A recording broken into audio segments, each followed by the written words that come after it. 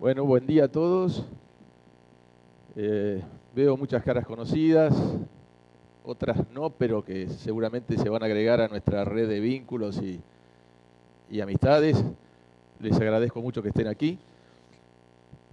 Los invito a compartir este espacio de reflexión, ¿eh? Que tiene ese título, Decisiones de corto pensando en el largo. Me pareció un buen título, no lo inventé yo, pero bueno, quedó porque está bueno el título. ¿Qué les parece que es primero? ¿Las decisiones de corto o pensar en el largo? Yo diría pensar en el largo. ¿Por qué? Porque vamos a tomar decisiones pensando en el largo. Así que arranquemos primero dando un contexto de la situación general. Así vamos a ubicarnos en términos generales de dónde estamos. Y en el mundo estamos en una situación, yo diría, estable o relativamente estable. Esto que ven ustedes acá es cómo evoluciona el PBI mundial, cómo ha evolucionado en los últimos años. Fíjense el dato del 2014 y cómo para el 2015 más o menos se está previendo una situación similar. No hay problemas serios a nivel mundial en la economía, es un crecimiento moderado. Europa sigue con algunos problemitas, China algo más desacelerado pero con un crecimiento sostenido. Estados Unidos mejorando su economía. Preocupa un poco la situación de América Latina, Brasil, con una economía un poco estancada y lamentablemente el caso argentino que vamos a ver un poquito más en detalle. Pero en general no está pasando nada especial en la economía mundial. Respecto de Estados Unidos, lo que nos interesa destacar es cómo la tasa de interés sigue baja. Esto es bueno para nuestros productos. ¿Por qué? Porque esto desalienta inversiones de largo plazo en tasa y estos capitales que buscan rendimiento, bueno, entre otras cosas se eligen los mercados de commodities agrícolas. De esto da la sensación que por el momento se va a mantener así. Por lo menos se ha dicho que hasta el año que viene no se piensa modificar la tasa de interés, así que es un dato positivo en todo caso.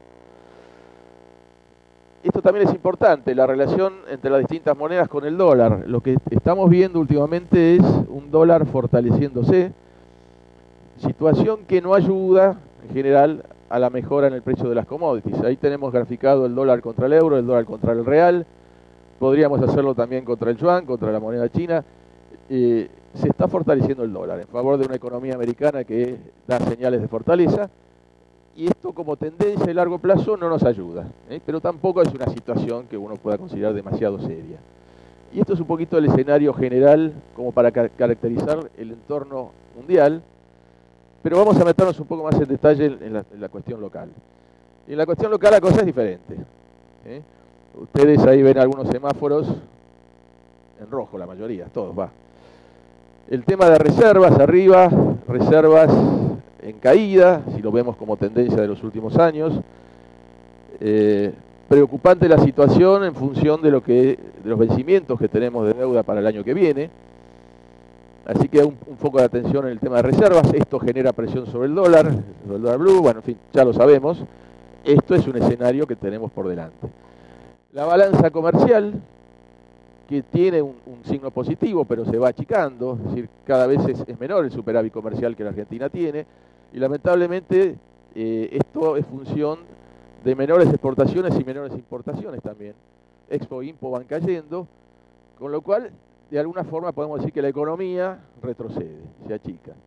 Y obviamente el tema de la inflación, que preocupa muchísimo y es un gran factor condicionante en nuestra economía, que ha determinado, bueno, esta situación que tenemos y que se proyecta también hacia adelante, por lo menos al año 2015. En una economía que, de acuerdo a los analistas, este año va a mostrar signos negativos, es decir, vamos a achicar nuestra economía. Así que el panorama no es simple desde el punto de vista interno. Un dólar oficial que empieza a alejarse de lo que sería un dólar de equilibrio, ese dólar de convertibilidad que llamamos ahí, con lo cual también el negocio agropecuario, ¿no se escucha bien? Sácamela, sácamela.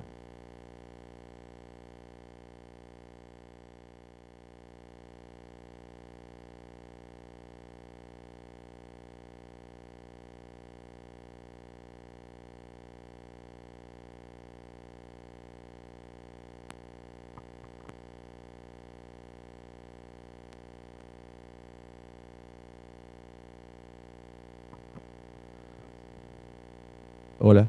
Hola, hola, hola, ahora sí. No entendieron nada de lo que dije. Bueno, estaba con el tema del dólar. Un dólar oficial, que es el que de alguna manera regula los negocios, nuestros negocios, claramente retrasado respecto de lo que sería un dólar de equilibrio, que lo tenemos representado ahí con lo que llamamos dólar de convertibilidad, lo cual, les digo, genera una serie de situaciones y de actitudes por parte de los empresarios y, por supuesto, también genera una presión especial sobre y expectativas de tipo devaluatorio que, por lo menos hasta ahora, no han sido develadas, pero claramente están en el ambiente. Esto es la cotización del dólar a través del ROFEX, mercado de futuros, donde, como ustedes pueden ver en la última parte del gráfico, pareciera como que hay una expectativa de menor ajuste cambiario a futuro. Es decir, hoy la tasa de evaluación implícita en el ROFEX, tomando como referencia la posición de mayo, está alrededor del 25% como tasa anual. Es decir, está por debajo de la inflación. Esto puede ser coyuntural. Esto se ha generado a partir del cambio de autoridades en el Banco Central. Veremos si se sostiene en el tiempo, pero también es un dato no menor porque muchas de las decisiones empresarias en el tema financiamiento tienen que ver con alguna cobertura a través del mercado de ROFEX, que hoy posiblemente no resulte tan atractivo como podía ser hasta hace un par de meses. Brevemente, ¿qué dicen los mercados? Como resumen, porque no quiero abundar en esto, ustedes ya están más o menos al tanto de la situación de mercados y además esta no es una presentación sobre mercados, pero lo que hemos tenido es, a nivel mundial, grandes producciones en estas dos últimas campañas que han derivado en aumento de stocks y obviamente como consecuencia de esto menores precios. Si uno tuviera que resumir en pocas palabras la situación de los mercados, es esto. Las mayores producciones, ahí tienen maíz, soja y trigo, en niveles récords históricos, las tres. O sea, se da la coincidencia que en una sola campaña, la actual, y la proyección para la 14-15, tenemos, hasta ahora por lo menos, proyecciones de cosechas récords en los tres cultivos. El tema de los stocks creciendo en los dos últimos años, sobre todo después de del gran impacto de la sequía en Estados Unidos, de hace dos campañas. Fíjense cómo a partir de ahí, en merced a estas grandes producciones que se han logrado, los stocks crecen y crece fuertemente la relación stock-consumo, que es lo que tienen representado en la línea. Sobre todo, llama la atención el caso de maíz, que salió de una situación muy ajustada de hace un par de años, pero especialmente el caso de la soja, donde la relación stock-consumo hoy supera el 30%, está a niveles del 32%, cosa que no se dio prácticamente nunca hasta ahora. La recuperación, no recuperación, sino el crecimiento de la producción de soja supera todas las expectativas y en función de eso hay gran acumulación de stocks y relación stock-consumo muy alta. Si tenemos que caracterizar la oferta a través de los actores principales, lo que hay que tener en cuenta es en trigo, el protagonista de la ex Unión Soviética. Ellos son los que definen el mercado. Más allá de que siguen existiendo los trigos americanos, europeos, canadienses, etcétera, el que define el mercado es Rusia, o ex Unión Soviética mejor dicho, está incluido Ucrania también ahí, Kazajstán, que hoy dominan prácticamente el mercado de exportación con los trigos más baratos. Cuando estos países producen mucho, tenemos el mercado que tenemos. El maíz, claramente Estados Unidos, ya tiene definida su cosecha, super récord, no hay mucho más para hablar de esto. Y en soja es Brasil. En soja, el culpable, entre comillas, de esta situación de altos stocks, grandes producciones, es Brasil. Más allá de que este año Estados Unidos tiene también una cosecha récord y queda primero en el ranking de producción, Brasil es el actor principal y va a seguir siendo el actor principal en el mercado de soja. Entonces, hay que atender a estos tres cuando uno quiere empezar a ver qué puede pasar en el mercado de commodities. Trigo y maíz ya está prácticamente definido, trigo súper definido, falta definir la soja. La demanda no se ha quedado atrás. Esta situación de stocks crecientes no tiene que ver con una retracción de la demanda ha seguido creciendo. Los chinos, como ustedes saben, compran cada vez más soja, lo tienen ahí arriba. El consumo forrajero está incentivado por los precios más baratos del maíz y además por un crecimiento también justamente de China y los países del sudeste asiático que consumen cada vez más carne y en todo caso, entonces, los consumos para producir forraje, para producir carne, cada vez son mayores. Y en el único caso donde se ve un estancamiento de la demanda es en el caso de los biocombustibles, básicamente el etanol en Estados Unidos, en función de los precios del petróleo que han caído y estos descubrimientos de nuevos yacimientos que Estados Unidos ha hecho, que han derivado en una menor presión para el crecimiento de este tipo de industria, pero sigue siendo un gran absorbente de producción de maíz. Estamos hablando de 130 millones de toneladas aproximadamente. O sea, la demanda sigue activa. Bueno, el resultado son los precios que han bajado, pero hay que tener en cuenta de dónde han bajado. Han bajado de máximos históricos. En el caso del maíz, hoy estamos sí un poquito por debajo o un poco por debajo del promedio de esta serie de años que tomamos desde 2006, y en el caso de la soja está casi en el promedio. Entonces esa sensación de precios muy deprimidos tiene que ver con que nos habíamos acostumbrado a precios muy altos. Pero en realidad esta es una situación que deberíamos considerar normal y que posiblemente se extienda por un tiempo hacia adelante. Estamos hablando de precios internacionales. Entonces, bueno, más allá de lo comentado, ¿qué interrogantes nos quedan a nivel de mercado internacional? Bueno, hay que definir todavía las producciones sudamericanas, soja en primer lugar, también maíz, no está claro qué va a pasar ahí. Las nuevas siembras en Estados Unidos, se está hablando ya de una caída importante en el área de maíz en la próxima siembra, hay un aumento en el área de soja, a tener en cuenta como escenario futuro. Y por supuesto, ¿qué hará Estados Unidos con la tasa de interés? Que puede tener algún impacto también en la actitud de los fondos en Chicago. Estos son los principales interrogantes que hoy tiene el mercado internacional. Localmente también, por supuesto, los precios se han comportado siguiendo de alguna manera la tendencia externa. En el caso de maíz hay algún componente adicional que tiene que ver con políticas locales. No así la soja normalmente copia muy bien la tendencia externa y fíjense que la soja, más allá de las caídas, está en niveles promedio también en el mercado interno. No es que tenemos un precio demasiado bajo de la soja. Maíz podemos decir que sí, maíz tiene algunos inconvenientes que en todo caso después vamos a ver con más detalle. Más allá de la macro complicada que ya conocemos, los interrogantes son ¿qué va a pasar con los saldos de trigo? Es decir, ¿cuál va a ser la decisión en cuanto a autorizaciones de exportaciones de trigo? Cosa que estamos esperando todo. ¿Cuál va a ser el área de maíz? Sabemos que va a bajar el área, pero no sabemos cuánto. Tal vez tengamos una sorpresa en ese tema. Todo lo que tiene que ver con política cambiaria, devaluación sí, devaluación no, gradual, brusca, etcétera. Y el arreglo con los fondos buitres, que lo coloco ahí en función de que eso puede generar una situación o más de mayor presión al dólar, o en contrario, aliviar un poquito el tema de las reservas, que entre inversiones o financiamiento externo, y eso también calme un poco las aguas respecto del tipo de cambio. Bien, no vamos a hablar más de mercados, vamos a hablar un poco de situaciones que ya hemos vivido y que pueden servir para tener en cuenta la campaña que estamos encarando. Tema de evaluación, todo el mundo habla de esto. Hay devaluación, no hay devaluación, es en enero, no es en enero.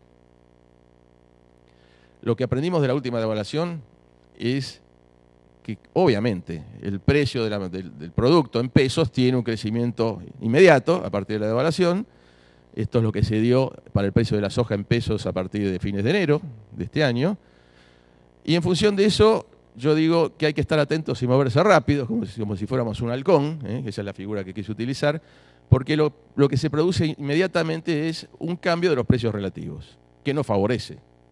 Fíjense las curvas, ahí lo tienen contra flete, contra el salario del peón, contra el precio del gasoil y el glifosato. Inmediatamente bajó la relación, es decir, mejoró la relación a favor de la soja en este caso, a partir de la devaluación. Son los momentos en que hay que actuar rápido, como el halcón, tratando de fijar este tipo de relaciones, porque no se mantienen en el tiempo.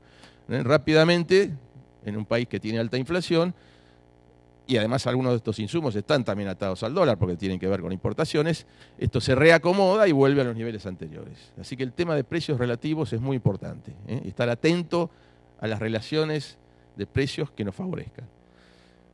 Otra cuestión importante se dio en cuanto a quedar especificados en la compra de insumos y tratar de financiar el pago de los mismos a través de las famosas tarjetas o de alguna tasa bancaria muy baja, que nos permita, nos dé oxígeno durante unos meses, y durante ese tiempo el tipo de cambio se va incrementando levemente, con lo cual en el momento de pagar, uno necesita menos dólares o menos producto para pagar el insumo que ya tenía especificado de antes. Y esa es una estrategia que fue muy buena el año pasado y creo que seguimos teniéndola a disponibilidad, y hay que tener en cuenta también esto cuando uno va a tomar precio de insumos. La otra cuestión es más financiera. A partir de la devaluación, lo que ocurrió es que el tipo de cambio volvió a quedarse estable. El que en ese momento especificó y tomó tasa de interés en pesos ganó respecto del dólar, o inclusive el que compró bonos, los bonos dolarizados, también ganó porque a posteriori el dólar, esos bonos están atados al dólar blue, el dólar blue hizo una tendencia al alza después de un tiempo de tranquilidad, con lo cual, bueno, hay que también tener en cuenta esta historia, esta experiencia que la historia nos enseña, que después de una devaluación, normalmente el tipo de cambio queda tranquilizado porque las expectativas ya han sido calmadas, por lo menos durante un tiempo. En definitiva, lo que tenemos que tener es lo que yo llamo ahí, los brasileros llaman, jogo de cintura. Jogo de cintura es una expresión futbolística, pero no es solamente futbolística. Ellos la aplican a tener reacción rápida, a poder sortear los obstáculos rápidamente. Es decir, el famoso jogo de cintura es lo que el empresario de hoy necesita para tener viabilidad en su empresa. A no olvidarse del jogo de cintura, entonces, durante el ciclo 14-15. Bueno, esta es una parte un poco más masoquista. La intención es ver un poco qué resultados tenemos a la vista hoy, dada la situación de precios que se nos presenta. Esto es para la zona oeste de Buenos Aires, tomamos el maíz. En la primera barra de la izquierda es el resultado de hoy, que está expresado en el cuadro de la derecha arriba, donde pagando 10 quintales de alquiler, al precio futuro del maíz de $132, el resultado da una renta negativa del 10%. Entonces la pregunta, digamos el ejercicio acá es, si apuntamos a una renta cero, ¿cuánto tendría que valer el alquiler o cuánto tendría que valer el maíz? Entonces el alquiler tendría que bajar a 7 quintales o el maíz pasar a $146. Y si apuntamos a una renta del 10%, porque obviamente que aspiramos a ganar plata, bueno, ahí es más complicado, porque el alquiler debería ser solo de 4,5 quintales, que son quintales de soja, o el precio del maíz llegar a $160,8. Para la misma zona, el mismo ejercicio para soja, tomando el valor de la soja mayo, hoy nos da un quebranto del 9%, con $250, pagando también el mismo alquiler. Deberíamos pagar 9,3 quintales para ir a una renta cero o esperar que la soja suba a 2,58. Y si apuntamos a un 10% de renta, deberíamos pagar 7,3 quintales o esperar que la soja suba a 284,40. Vamos a la zona núcleo, el mismo ejercicio. Voy a ir más rápido. En la zona núcleo, el modelo que tomamos es para un alquiler de 16 quintales. Hoy eso también da una renta negativa del 9%. Si queremos apuntar a una renta positiva del 10%, deberíamos bajar el alquiler a 9,4 o esperar que el maíz suba a 160,8, que no es fácil. Y en el caso de la soja, está dando levemente positivo hoy. Por lo tanto, la columna del medio no la consideramos, porque no vamos a ir a una renta cero si ya tenemos un 3%. Entonces, la del 10% nos dice que el alquiler que deberíamos pagar debería ser del 14 quintales, o esperar que el precio de la soja suba a 267,30. Como vemos, la situación no es sencilla. Solo en la zona núcleo, hablando de soja, nos da un número levemente positivo, pero en general hoy lo que proyectamos son, para campos alquilados, una situación bastante complicada. Por eso decimos que el negocio de las empresas cambió en el sentido de que hoy claramente es un negocio de baja renta y alto riesgo. Alto riesgo porque cualquier pequeña variación de alguno de los puntos que hacen al negocio ya nos deja fuera o nos deja debajo de la línea de flotación. Por lo tanto, hay que replantearse los objetivos, ¿no? Los objetivos tal vez sean ganar poco, dependiendo de la zona donde estamos. En algunos casos, tal vez salir hechos. Siempre pensando en encarar una nueva situación que se puede presentar a partir del 2015-2016. Es decir, estamos hablando de cómo transcurrir la nueva campaña, la 14-15.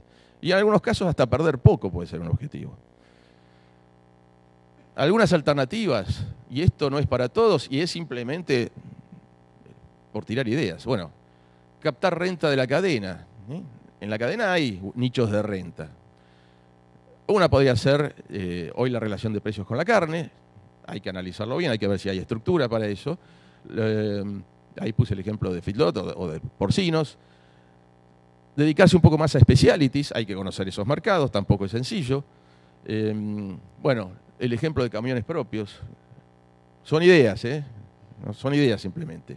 O atarse a un negocio de venta de exportación, con lo cual el precio que apuntamos ya no es el precio interno, que está afectado por un montón de variables, sino el precio FOB, el precio de exportación. Y ese es precio internacional.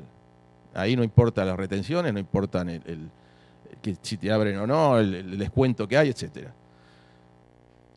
Pero evidentemente estamos en una situación difícil, en una época difícil, donde hay que tener espalda para bancarse un negocio de alto riesgo y baja renta, y estómago a veces para tomar decisiones, como por ejemplo apuntar a una renta cero, que no es fácil esa decisión.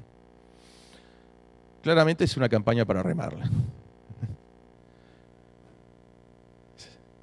Esto es el resultado de una encuesta que hicimos hace un tiempito, donde se nos muestra que las empresas en general tienen asesoramiento en el asesoramiento agrícola en un 50%, en el ganadero un poco más, asesoramiento contable cerca del 70%, pero en lo comercial, fíjense, ahí en el medio, está muy abajo. Y esto debería ser hoy en día el asesoramiento comercial. Otra cosa importante, estoy tirando así como ideas, sacarse de la cabeza el tema de que vendo por necesidad.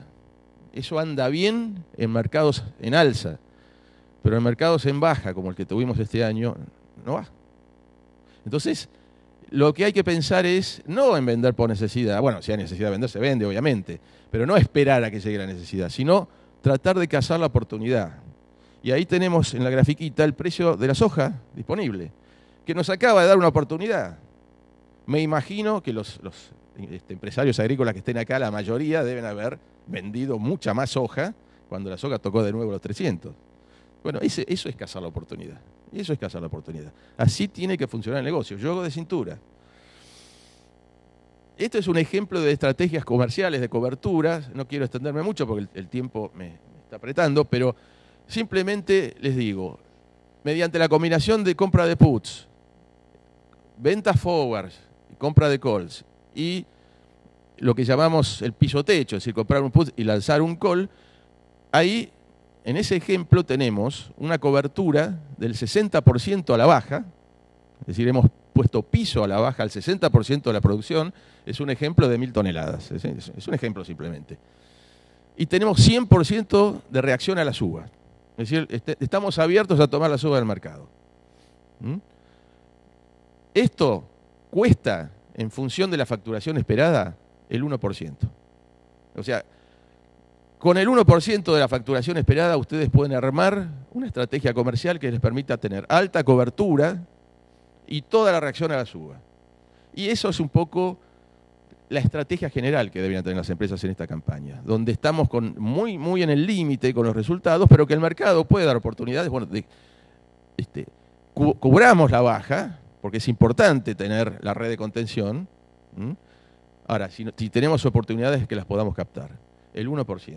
Yo les pregunto, ¿cuánto se les va en flete de la facturación? ¿Cuánto se les va en seguro climático? Seguro que es mucho más que el 1%.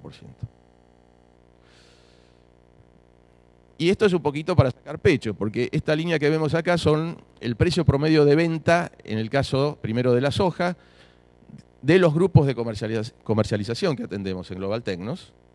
Ese precio promedio de venta hoy está en $310, de este año estamos hablando, mientras que el promedio del mercado hoy está en casi 295.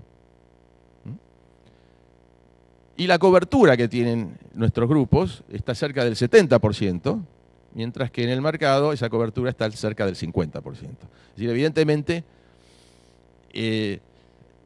la gente que trabaja con nosotros en los grupos está entendiendo la importancia de destinar más recursos a lo comercial, sin descuidar lo productivo, por supuesto. Y acá están los resultados. Y en el caso de maíz, este es el precio promedio de nuestros grupos, hasta ahora en esta campaña, alrededor de $170 de promedio, contra un promedio del mercado que hoy está cerca de los 140.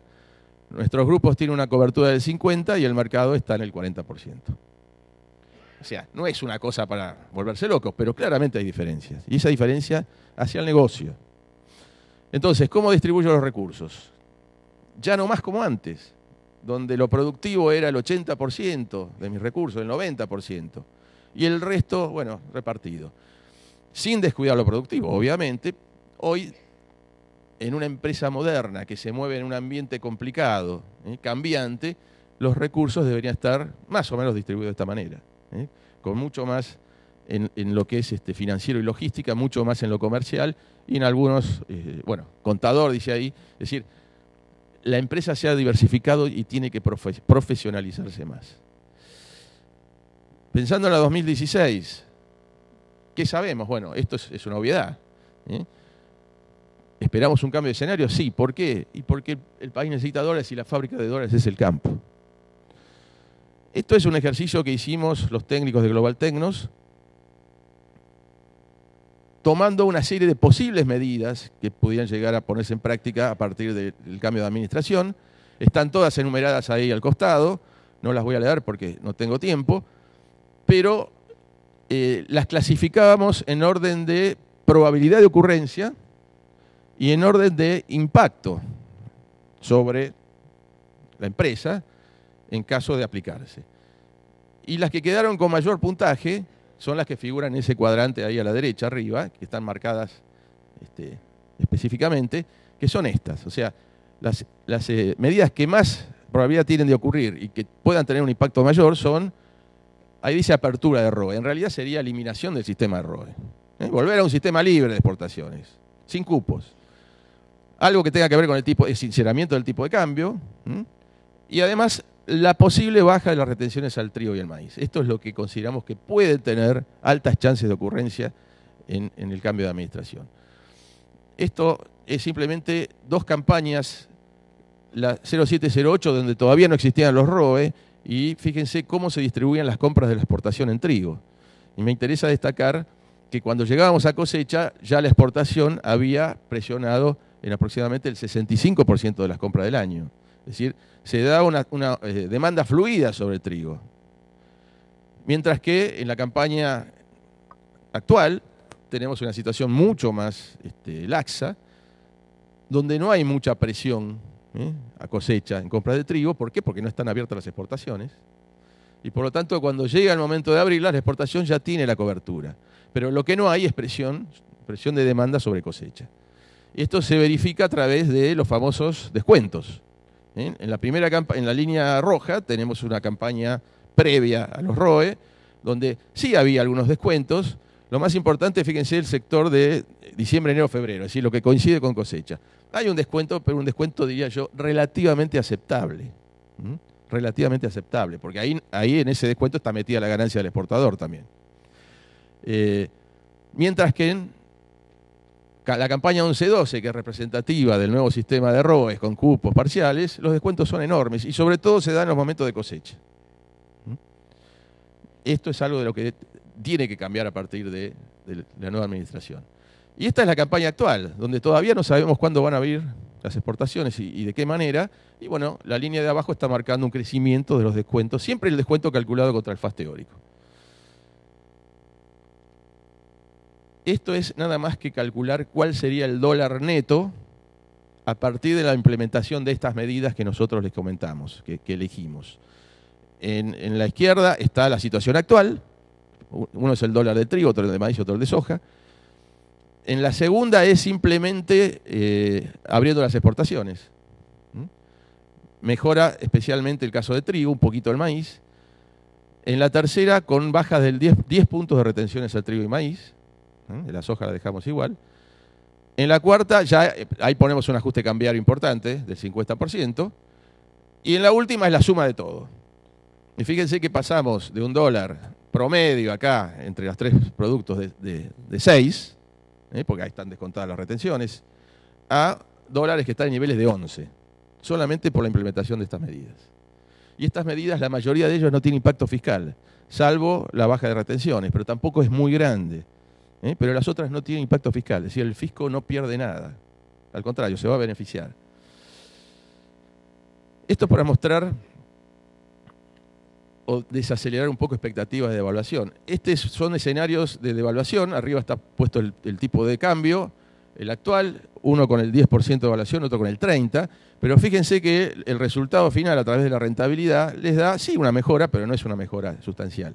¿Por qué? Porque ganancia se lleva buena parte de lo que les ofrece un tipo de cambio más alto, además de los insumos que también importados que también suben.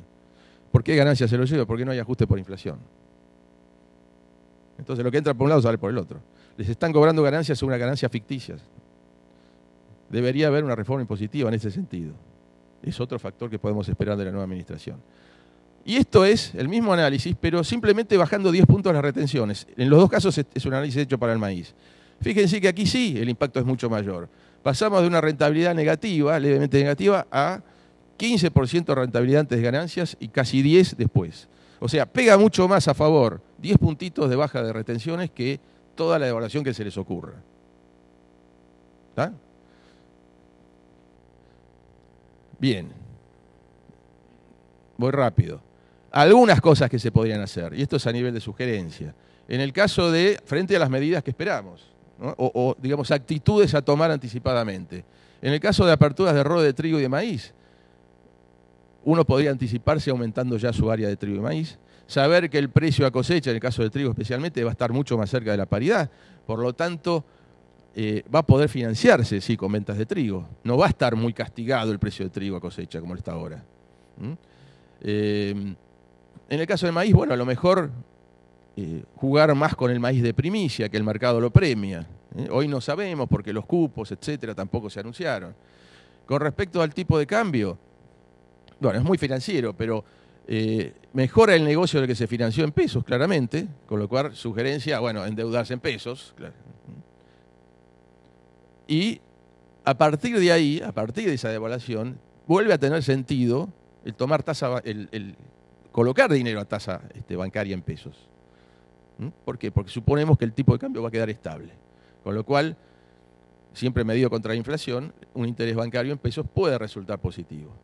Y atención a los precios relativos, es fundamental los precios relativos. Y en el caso de baja de retenciones, a donde vamos seguramente es a una rotación más equilibrada, con más componente de gramíneas, y como anticipación posible, esperamos que se produzca una suba de alquileres y precios de los campos, con lo cual, si acá hay algún interesado en comprar campos, bueno, ya tendría que empezar a moverse. Bien, 2 minutos me tomo para cerrar. Esto ya es más conceptual. Simplemente hasta ahora lo que pretendí es darle algunos indicios de cómo estamos plantados, qué podemos esperar y qué hacer frente a ese cambio esperado. Pero las opciones de la empresa, ¿cuáles son hoy? O escapar, salirse del negocio, salir vivo del negocio, desaparecer, no quisimos poner morir ahí porque suena muy feo, pero desaparecer es eso. El negocio te deja fuera. O lucharla, y vamos por lucharla. Y en el caso de lucharla, ¿qué armas tengo? ¿Qué hago? Bueno, obviamente que hay que adaptarse a todos estos cambios que hemos visto. Y no ser como el dinosaurio, que en su momento reinaba, pero no se pudo adaptar y desapareció. Seamos como el cocodrilo. El cocodrilo que no se duerme, por supuesto, ¿no? Ya saben qué pasa. Pero es la supervivencia del más apto, hay que adaptarse. Epa. A ver. Y esa es el arma que tenemos. Esa es el arma que tenemos. Por lo tanto, dejemos de actuar por reacción ante una situación adversa con la que nos encontramos, porque eso es inconsciente y generalmente nos lleva por mal camino, y empecemos a entender la necesidad de pensar en lugar de reaccionar, Y ese pensar nos lleva a entender la necesidad del cambio de cabeza del empresario que va a hacer que cambie la empresa y se adapte a esta nueva situación. Entonces, animarse a pensar distinto, salir de la zona de confort, que es lo que nos cuesta mucho. Animarse a pensar distinto, por ejemplo, es dedicar más recursos a la parte comercial, a la parte financiera. No estoy pidiendo nada raro. No dejen de ser ustedes, pero anímense a pensar distinto. Y eso los va a llevar al cambio, el cambio positivo que permite adaptarse. Que sean cocodrilos y no dinosaurios. Y ahí ustedes van a elegir cómo cambiar. Podrán elegir cómo cambiar. Siempre en función de expectativas y a partir de esas expectativas fijándose objetivos. Este es el proceso consciente. Este es el mensaje de esta charla. Este es el mensaje de esta charla. Que ustedes entiendan la necesidad del cambio y que el cambio es un proceso consciente, que comienza en su cabeza. Entonces prepárense, estén preparados para cambiar, para tener el juego de cintura que les dije recién. Expectativas y objetivos. Una vez que los tenemos, ¿qué hacemos? Si se presenta el objetivo, hay que capturarlo. Es como el cazador ese que teníamos. No dejarlo pasar. Si actuamos de esa manera, tenemos coherencia. Seamos empresarios coherentes. Una vez que tenemos el objetivo al alcance, objetivo que nos hemos prefijado, captémoslo, capturémoslo. Y esto nos lleva a una fórmula del éxito, que sería coherencia por intuición. Intuición tiene que ver con acertar con la expectativa. Y para eso hace falta información de mercados, conocer las herramientas comerciales. Eso nos va a dar las armas necesarias para que la expectativa, el escenario que nos planteamos, se acerque a la realidad. Coherencia por intuición más suerte. Bueno, siempre hay una dosis de suerte, pero no es lo que define.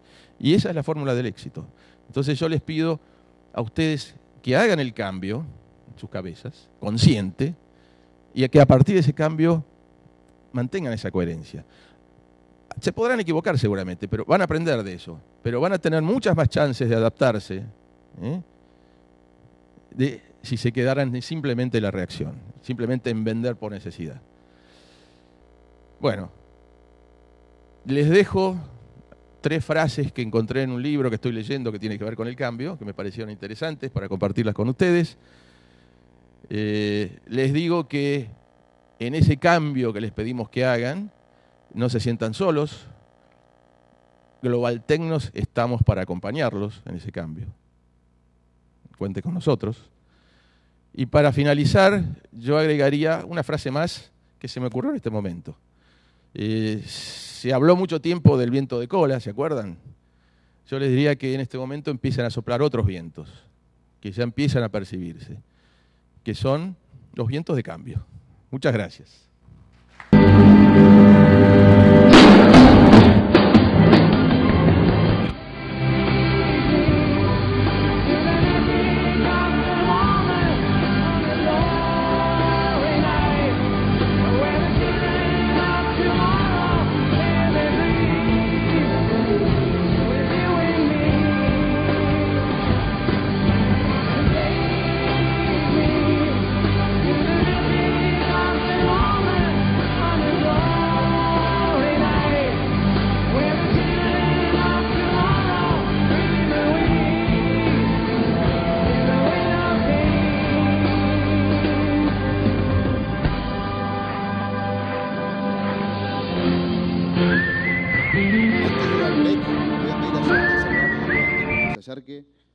Porque queremos realizar un reconocimiento a 3 productores que han sido precursores del intercambio de información, que han tenido asistencia